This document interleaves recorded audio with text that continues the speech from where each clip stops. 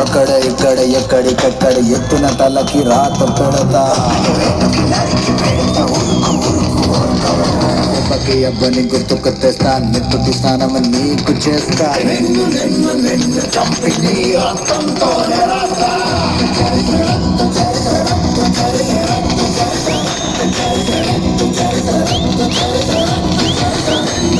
నిన్ను చంపి నీ రక్తంతోనే రాస్తా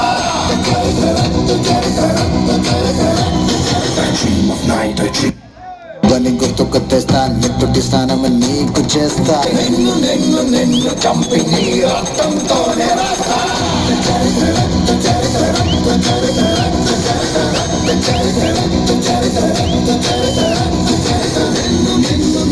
చంపి నీ రక్తంతోనే రాస్తా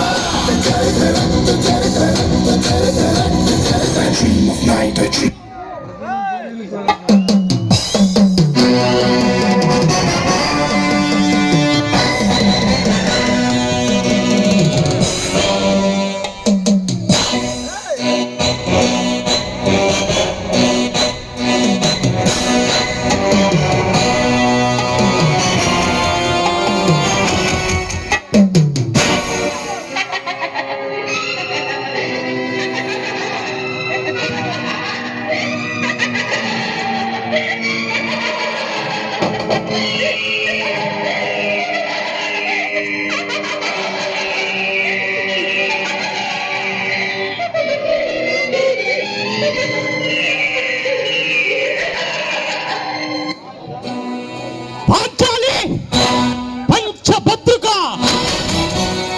ఏమే నీ ఉన్మత్త వికటట్టహాసము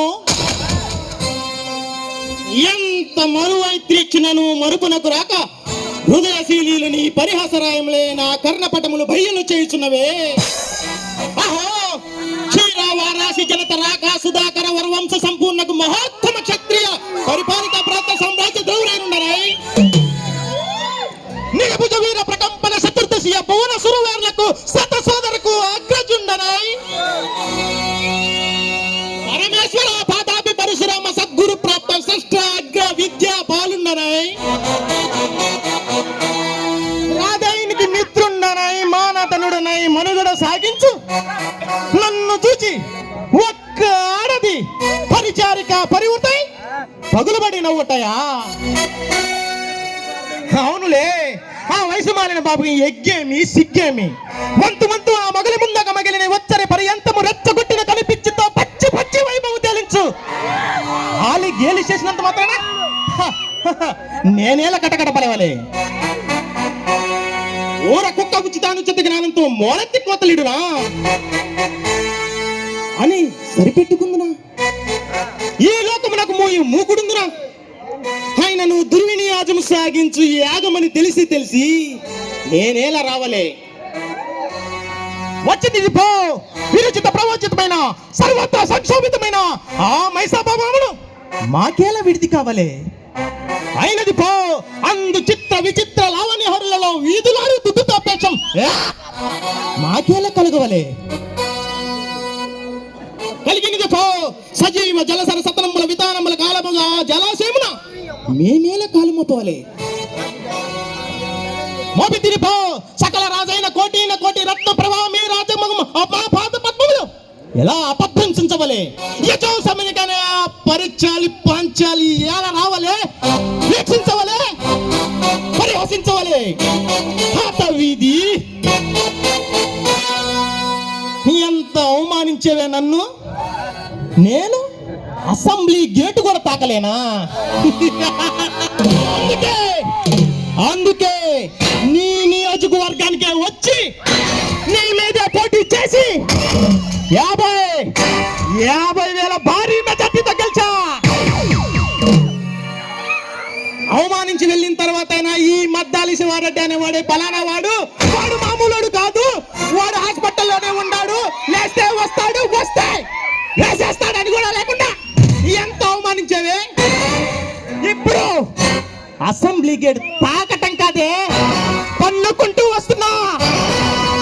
ఇక నీ గర్వం, నీ అహంకారం, నీ వగల మారి బుద్ధి కాంచి వేస్తా.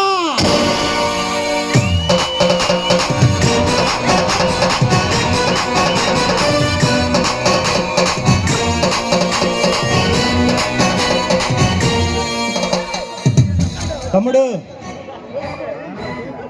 గెలిచిన సందర్భంగా ఏం తీసుకొచ్చావు తమ్ముడు నాకు? అన్నా ఇదిగో నీకు ఇగో ఖడ్గం.